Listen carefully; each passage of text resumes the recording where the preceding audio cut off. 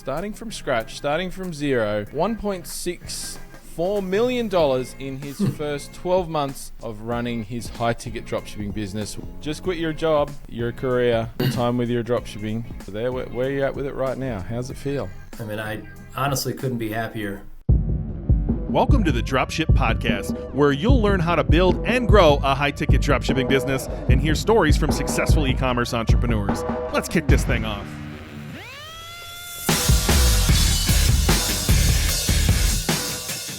Hey, welcome back to the Dropship Podcast. John here with you, and today I am joined by yet another Ben. There are far too many Bens that I seem to come across in my life. It's very confusing. I'm joined today by Ben Bauman, who is a Dropship Breakthru member, high-ticket dropshipping business owner, and he's joining us today because he's done, starting from scratch, starting from zero, $1.64 million in his first 12 months of running his high-ticket dropshipping business, which is an amazing achievement, and we just had to get him on here to share his journey. Just quit your job too. Very exciting. Welcome to the show, Ben. Yeah, thanks, John. This is great, a privilege, and yeah, I can't believe I'm one of your guests after all the hours of listening I've done to the course already, and other guys that I listened to, and then I'm like, finally got to meet them at the live event. Yeah, this is awesome. Thanks, John. Yeah. And Ben. And now there's going to be people who are in the place that you were like 18 months ago who are going to be listening to Ben Bauman and his story and going, wow, I'd love to do that too. Yeah, they can do it too. It's pretty cool. It's pretty cool. So you just quit your job, your career, gone full time with your dropshipping.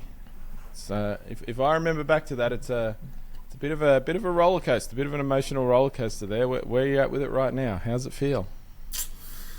I mean, right now, I honestly couldn't be happier. I'm in a good spot. I'm pinching myself every day. Like, I don't work my other job was fine, but I didn't love it. And to do something I love and feel like I'm, utilizing the gifts I have. I'm working downtown in a shared workspace with some other entrepreneurs, which is pretty inexpensive in my town here and overlooking the city. And it's like, man, is this real? I mean, I'm pretty stoked. Yeah, awesome. So I'll take you back. Like I said, you made your first sale 12 months ago, October. You really got your store going. Go back a bit further than that. So maybe earlier in 2023, like where were you at then? Like, I guess on a personal level, and how did you get to starting a high-ticket dropshipping business? Like, how did you get? What did that look like? Going from 17-year career man to high-ticket dropshipping. It's a fairly niche business, and how'd you get there? If you're listening in and you'd like to take the first steps towards building your own high-ticket dropshipping business, head to dropshipbreakthru.com/go, where we've got a free training waiting for you that's going to walk you through the first steps you need to take to start your own high-ticket dropshipping business, and I'm going to walk you through an actual example of what one of these businesses looks like. Yeah, so I like you said, I was at the same place for 17 years. I always figured I'd retire from there. After the last few years, I just felt less and less happy there. I got some brothers that are very successful in what they do. A dad, a father-in-law that are both successful in what they do, and I'm like, there's got to be more to work than just coming in and punching the clock and coming home. So it was like in maybe May of 23, work was just a drag. I'd done a couple interviews with some folks in the area. I was on Facebook. I started liking everything. Start a side hustle, make more money, start a business in 3 months and make $1 million. And so I got to the point where like every other thing on my Facebook page was somebody trying to sell me something, and like none of them really made sense. I was just like, that's not possible. I mean, I still get those today of build an e-commerce store for $20 and we'll give you the products and like that kind of stuff where I'm like, okay. I mean, now even makes even less sense now that I know that. But yeah. So I stumbled on Dropship Breakthru. I mean, I had no idea who you guys were. I mean, I knew what the basics of drop shipping were because we did it where I worked. And I set up a call with Ben, with BK, and I don't know, it was like a 15-minute call. He's like, hey, what do you want to know? And I'm like, well, I've been a project manager for 17 years. I want to do something different. This seems to make sense. I mean, he's like, yeah, take the plunge, do it. I mean, I think you could do, whatever he told me at the time. And, then I listened to podcasts for hours and hours and hours, at work. By now you guys have, 300 or 400 of these things now, but... This is going to be 369 this episode, nice. I think. Yeah, I'm pretty sure. So I've listened to most of them. I just started listening like crazy, and I'm like, this makes sense. I'm going to do this at some point. I set up a call with you for something. I don't know if you remember that call, but I'm like, well, what's the time commitment, and how can I do this with kids, and a job and whatnot? And you told me enough to keep me thinking about it. And then my wife's like, yeah, I think you should do this at some point, but I wasn't quite ready. And now it's, I guess the 4th of July, you guys had a big 4th of July sale. And we got plans with friends. We're going on the boat. We're sitting at the boat launch, and we're like, said a quick prayer and like hit the purchase button, and like, all right, we're doing this. We're sitting in a boat launch parking lot, and we bought the course. And I wasn't necessarily quite ready because I thought I'd want like several weeks of listening to the podcast. I mean, I had a couple weeks, but there was still lots more to listen to learn, to understand. Yeah. But it's like, you guys were like, well, this is the best promo we'll have all year, and you talked me into it, and bought the course 4th of July, and that was 2024. Yeah, nice, awesome. I love that, and I like that. I think something that a little bit of a trap that people get into when they're thinking about starting a business, like whatever it is, not necessarily our thing, but just anything, is you kind of, you mentioned you were kind of on the edge of like being like, oh, I could buy it now, or I could, listen to the podcast for a few more weeks and try and learn more and make sure I know everything before I start. And I think, to me, that's actually a bit of a trap, because you can listen to stuff forever and never do anything. And lots of people literally do that. But you just heard enough just to flip you over the edge, which I'm very grateful you did, because some people just get stuck in that listening and consuming phase for far too long, when they could just get in and start doing something, anything. You know what I mean? Absolutely.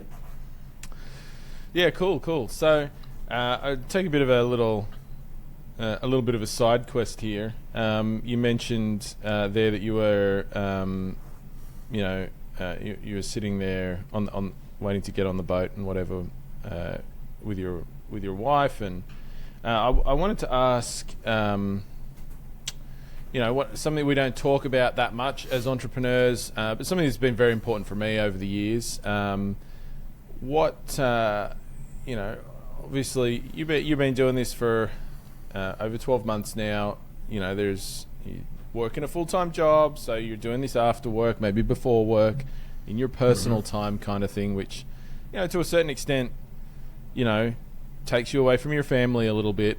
Now you've gone and quit your job as well, which you had for 17 years, so you're now missing that kind of stable and steady income. You've got a family. How did that look for you to kind of talk your wife through this sort of thing and get her on board?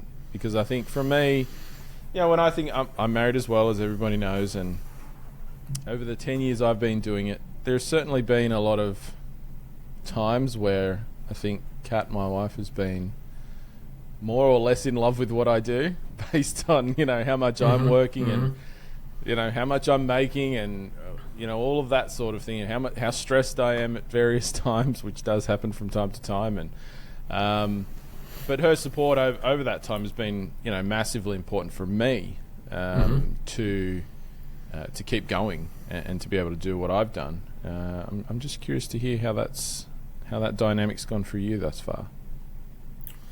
Yeah, so my wife Sarah has been unbelievably supportive. I mean, to the point where she believed in it almost more than I did at times. Really? The ups and downs of the mental battles of just trying to start a business and call suppliers. I mean, I still to this day don't like talking to suppliers. I mean, just feel like I'm imposter syndrome. Like, sure. I mean, I was trying to put my finger on it when I was doing it, and then all of a sudden, I don't know, I must have listened to the podcast. I'm like, yeah, I'm just faking like somebody I'm not. So I had some rough calls there, and multiple times in the past year, I'm like, I'm just ready to throw in the towel. And she has been like, no, we're going to make this work. I mean, this is going to be what we do. Now, am I going to quit my job a year and a half in?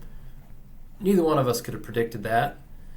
But even now after quitting, neither one of us, especially her, has had any holding back of maybe we should wait, or maybe we need more money in the bank, or maybe we need. She's like, no, we're going to make this work.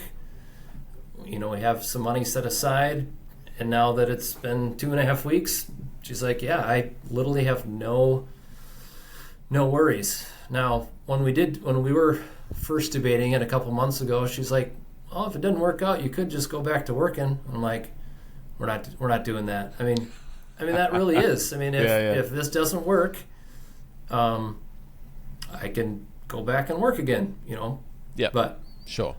I mean, that was like a worst case scenario, which is not the end of the world, but we're not gonna do that. So yeah, she has been supportive beyond. I mean, I think all of us entrepreneurs need that support when we're back home, that your wife or significant other believes in what you're doing, because if they don't, you got to keep proving to them that what you're doing is worthwhile, and that takes energy in and of itself. And when you kind of question it yourself and you're trying to convince her that, so it did not take much convincing. So I love that. Yeah, awesome. Well, shout out to Sarah. She might listen to this one episode of the Dropship podcast. Thank you, Sarah. She likely will. Yes. Thank you, Sarah. And look, I think it's very important to say for people, this is a topic that we don't talk enough about, I think. But your personal relationships, the people that are closest to you in life, that you're kind of going through that journey with, whether it's a wife or a husband or a partner of some other nature, it's having some open conversations about what you want to do, and seeking their support early on is very important. I think once again that's been one of the biggest things for me. I think in terms of longevity in business is having that, and it can be really easy when you're an entrepreneur. You get very focused, and you can see you can see where you're going in your head, right? Or you can see where you want to go. Like, I have this big vision, it's in my head, and I believe in it 100%, but it's really easy to forget sometimes that normal people don't see that. And sometimes your partner is like normal people, somebody who's not an entrepreneur, I mean. Oftentimes your partner in life is that person, and they don't see your vision the same way that you necessarily see it. You've really got to explain it to them. Sure. And help them to see it, because if they don't see it, then it's really hard for them to get behind it. And I think I do talk to a lot of people who just kind of, they see that vision and then they just go and try and do it without taking anybody else that's in their life along with them for that ride. Yep. And that doesn't go so well. So make sure if you're in that position that you're sharing what you're thinking, what you want to achieve, what you want to do with the people who are closest to you in life. But it's awesome. All right, so you get started. You bought the course in July, 4th of July sale. You mentioned I think you made your first sale in October that year. So a few months past there. What did those first few months look like for you? So, I 4th or 5th of July, I was going right at it, getting everything, following the course, step by step. Started getting some suppliers, got a handful of yeses, started uploading product. I had a couple hundred products uploaded by early September, turned on Google Ads, and then was seeing the impressions coming and clicks, and then nothing. So I got the misrepresentation suspension, which thankfully was only 2.5 weeks. I reached out to everybody that I knew, people in the Slack group, like, what do I do? And it was like, you gotta just keep hounding them. So I was messaging them and texting, and I don't know that I ever was able to call anybody. They don't, obviously they kind of hide all that stuff. You don't know what you're trying to fix. And I'm watching YouTube videos. I'm watching, I'm tweaking some stuff. I'm like, maybe that'll fix it. But I think the main thing is I just eventually had somebody either feel bad for me or whatever at Google, and they turned me back on after about 2.5 weeks. So by end of September, I was, up and running. I was up and running end of September. I had a couple weeks of, impressions, clicks, not a lot. And, I'm getting discouraged. I get a call, I think it was like October 11. I want to place an order. And it's like, hey, this is cool. Obviously, $1,000 sale. It wasn't a life-altering event like I know you guys have talked about or other people have talked about, mostly because I hadn't done anything. I hadn't tweaked anything. So for those first 2 weeks of nothing, and then all of a sudden getting a sale, a sale's a sale. But then within weeks after that, I started tweaking some stuff, improving my offer. Then the second and third and fourth, those were when it was like, okay, this is working. I mean, I can do this. I mean, I'm taking screenshots of my Shopify alert, and if you put it on Ring, you'll get the cha-ching sound. And it was like, I'm texting screenshots to my family and my wife, and it's like, man, this is starting to work. And so by the end of the year, I had some profit, for paying off the course. And it was kind of like every time I'd make a sale, I'd be, okay, that's another week or another month of Google Ads. So, I mean, that was kind of my finish line, I guess, is, I made $200, and that's another 6 days of Google Ads. I mean, that was, all right, I can keep this going, because those early weeks of spending money and not making anything, it's just a bit stressful, as I'm sure others listening to this can attest to. Yeah. So I'm curious, obviously, you've gone through the past 12 months and, I think you're right, for a lot of people, the first month or two particularly, before things kind of start to work, there's an opportunity there for a lot of doubt, a lot of self-doubt, a lot of, does this work? Is it going to work? I really don't know what I'm doing, sort of stuff. I always love to ask people who, that kind of push through that and keep going and, build up and build up and build up. And, what's your self-talk around that? Like, what's going on in your head? How do you put your, I see you, having known you for that, 12 months or more now, and we've obviously talked a lot and met face to face in Salt Lake City this year, and I see you as being a pretty consistent guy, which you tend to show up pretty consistently in your business, and I think that's something a lot of people struggle with, particularly when things are not feeling great, because results might not be quite where you want them to be or where you think they should be. What's your self-talk around that? How do you keep yourself turning up after, when you're working a full-time job as well? You probably want to be doing other things sometimes, but you keep turning up. What do you say to yourself? Yeah, I mean, once you start making a few bucks and you start seeing the potential and the life. I mean, I started trying to make a few extra bucks on the side so that maybe we could build a house at some point because we needed a little bit more money. And then just seeing the potential of changing my family's, we got 2 kids, my wife Sarah with Simon, who's 6.5, and Ada, who's 4.5. It was like, this could be life altering.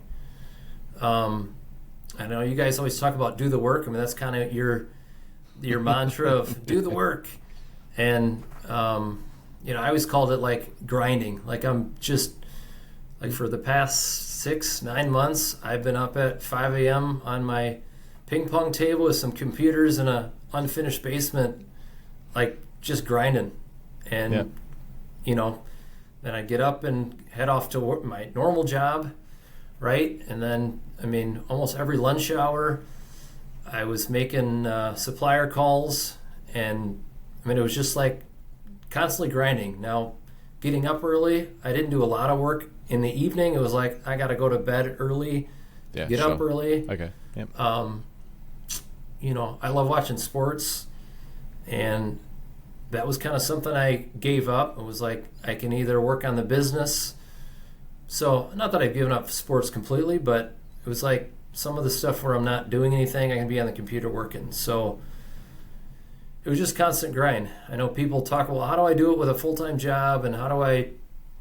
And it was like every moment, before work is a time. During lunch hour is a time. Sneaking off to a conference room periodically is just, and that was where it's like, what, I got to do what I got to do, and this is what I'm going to do. So I'm going to do whatever's necessary, get my job done, and do this for my family and my future. Yeah, nice. Okay, cool. Yeah, I think, and it's nice to hear somebody say that. Like, just put it down to that. Like, that, just doing the work, doing the grind, because a lot of it, like when I look at I obviously know a lot of the things that you've done to sort of grow your business thus far, and like people often hear somebody like yourself who's had a really fast start with the business, and I think you're probably one of our fastest students thus far. I don't know, you might be number 1, you might be close. Not that it matters, but yeah, that's crazy. Certainly started a lot faster than Ben or I did. I'll tell you that for sure. A lot of people, I think, hear that and go, oh, well, he must have done something special, or he must know something that nobody else knows, or there's some secret there. Why, he's doing so well because of that. And like, it's literally not that at all. Like, the things that you've done are really not that different to what a lot of other people know they need to do to build and grow one of these businesses. I think you've just been really consistent at doing it.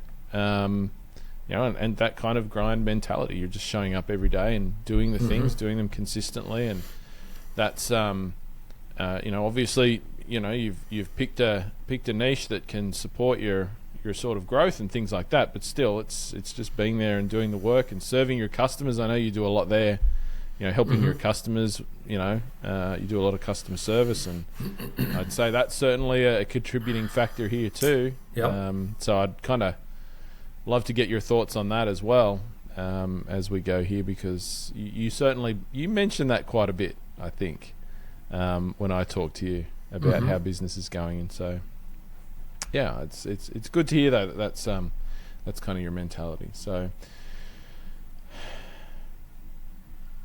what would you say to somebody who's where you were 18 months ago?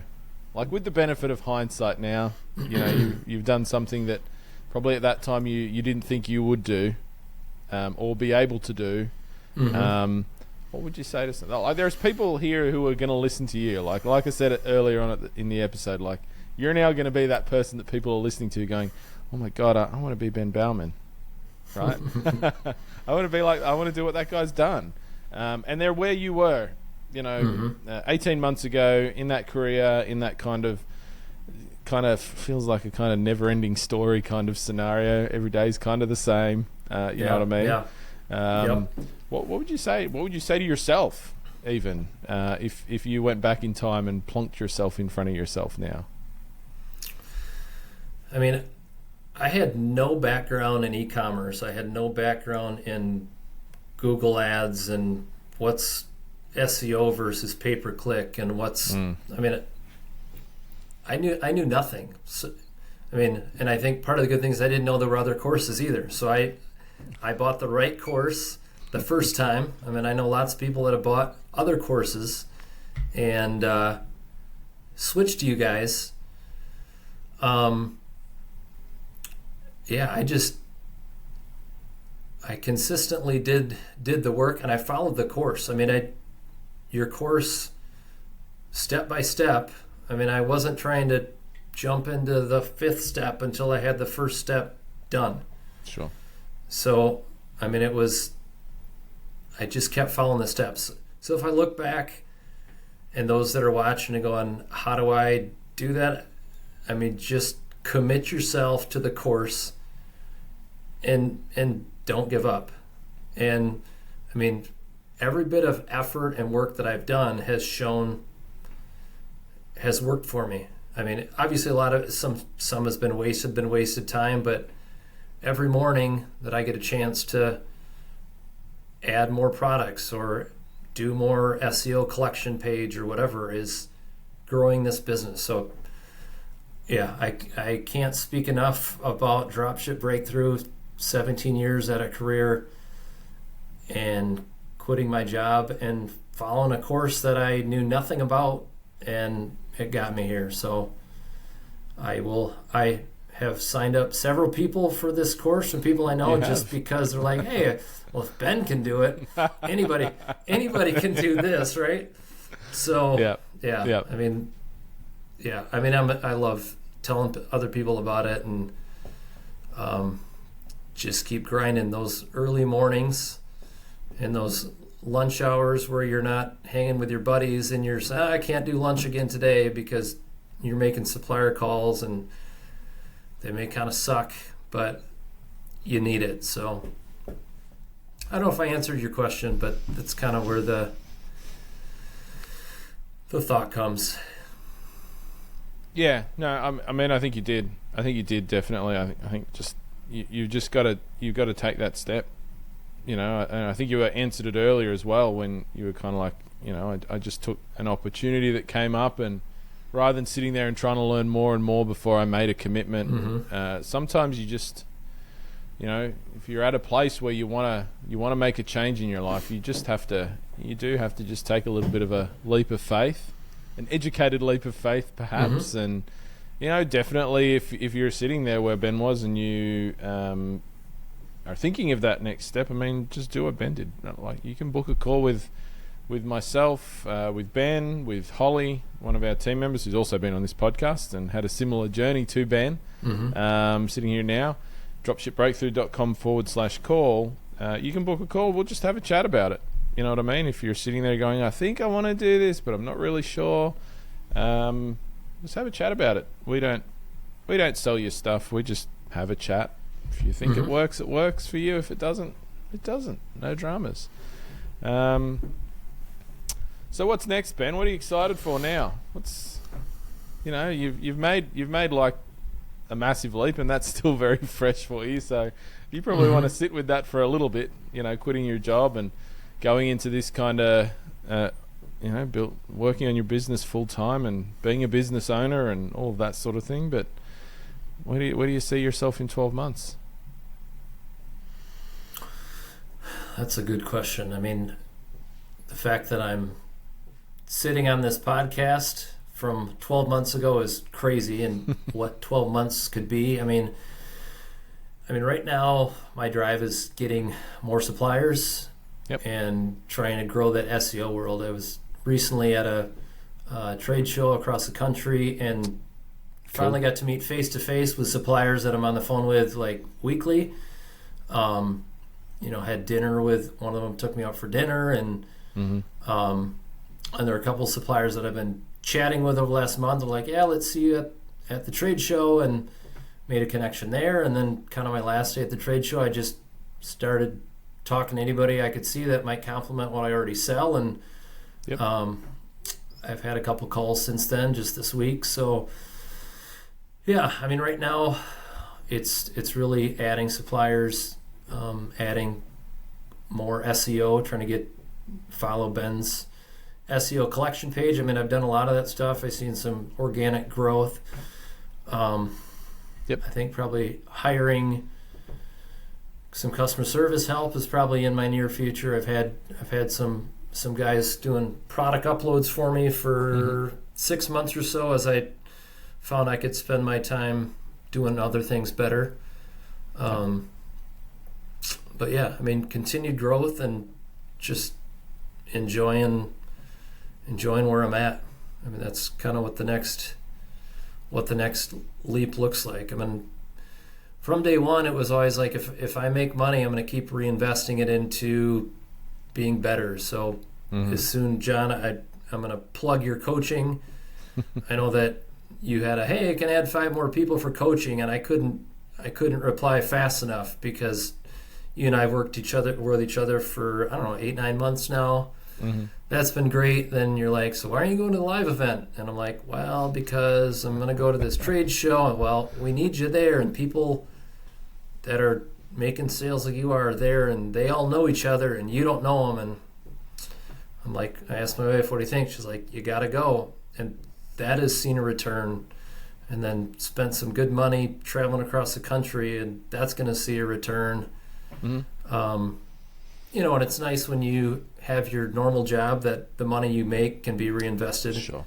I just knew that paying for coaching and paying for trade shows would be a benefit. I hope to do or plan to do some coaching with BK come the start of this year, and any way I can reinvest to see that ROI is kind of what my focus is right now. Yeah, I love that. And I'll shout out a couple of things that you just said, because I think I really want to highlight them. I mean, you're 12 months in, from seriously starting your business, getting the ball rolling. You're making good sales, but you're still calling suppliers, and I think, and going to trade shows and things like that. And I think that's a mistake a lot of people make, is when they start to see a bit of traction, they stop doing that, and they kind of just focus on trying to what they have that's kind of working a little bit, and they don't keep pushing themselves and putting themselves into those what are sometimes like kind of uncomfortable situations. Going to a trade show the first time, meeting people face to face. For a lot of people, that's like a challenging thing to do. Like I don't really like doing it, to be honest. But you go and you do it because that's how you sustain your growth. And so I love all of the things that you just said. It sounds like a great plan to me, and I would certainly say, if you're listening, that's what you should be doing too. If you've got a business up and running, never take your foot off the gas of trying to find new suppliers, making those connections, building relationships with existing suppliers, going to trade shows. Man, there's been quite a few people actually in our membership who I've seen posting in our Slack workspace who have been like, I went to a trade show. I went to my first trade show, and I got some guy said he got 21 suppliers going to a trade show or something like that. I'm like, holy crap. Hey, it's crazy. But everybody's been saying, and I've got new suppliers, and I met people I never knew existed. And, so I think I would really encourage people to do similar things. Like take use some of the points that if you're in the US particularly, and you're running ads and you're getting some points on your card and things like that, put it into an airfare. Go and visit a big trade show, and as you say, reinvest a bit of that back into growing your business. That's fantastic. Well, man, I am very excited to see where this goes for you. I've got high hopes for you. No pressure. I'd love to get you back on here, sometime next year, and we'll see where Ben's up to. We'll follow his story. I'd love to have it, and thanks again to you and BK and this dropship program. The guys, and got some strong guys in my mastermind group that I meet with every week. Nice. Who I've kind of said, you guys are kind of like my new coworkers, because I don't really have coworkers anymore, right? So they're kind of my guys now. The program, that's awesome. The live event, the mastermind, all that has been good, and going to be kind of my continued connection to what I'm doing here. Amazing. Well, Ben, thanks for your time. I'm glad to finally get you on here. I think I'd wanted to do it a few months ago, to be honest, but we've made it. And thank you for sharing your story with us. You bet. Thanks, John.